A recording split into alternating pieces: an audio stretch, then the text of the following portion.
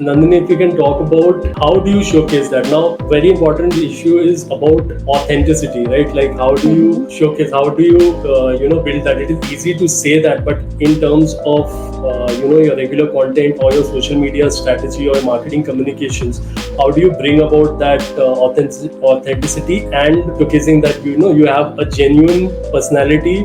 It's not coming across as salesy and something which the interests of your TG also are to your heart. Correct. So I think the first way to go about is not to go too hard on it. I mean, if you try too much to show that you're authentic, that just defeats the purpose. So I mean, don't try to be so wannabe that oh, I'm trying to be very authentic and I'm just very honest.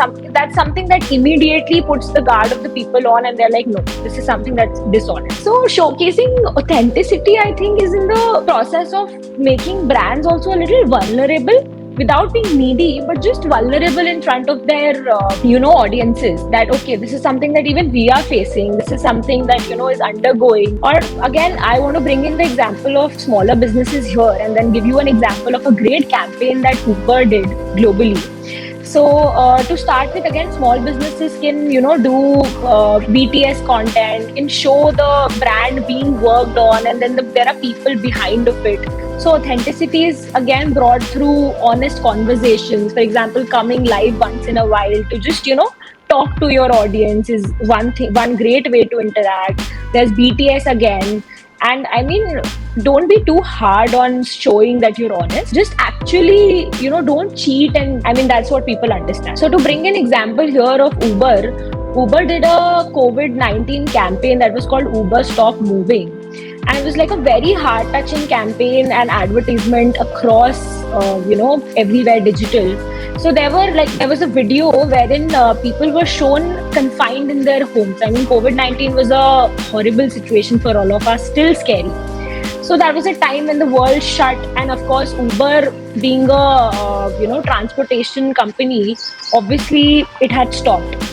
And they urged people to stop moving. They said, thank you for not riding Uber, which is definitely against, the brand sales, revenue.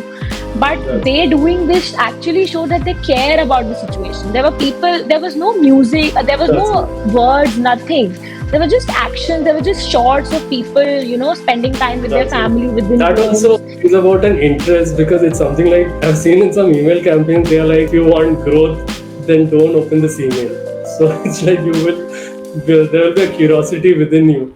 But obviously in this case, it was that that messaging comes across, which gets your attention, and then obviously they're talking about something genuinely where you shouldn't move out. Yeah, I was just checking out that video again yesterday, and I'm still getting goosebumps because it was such a nice video. It had no words, nothing. It was just pure videos, photos, and a lot of emotion and relatability again, because that is something that we were facing, like all of us were facing across the world.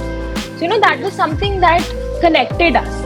And at the end, it just said, Uber, thank you for not riding with us. So that is something that's very nice, on a brand's part, and it actually shows that the brand cared. And that's how people, emotionally also connected, and it does help in the long run, definitely.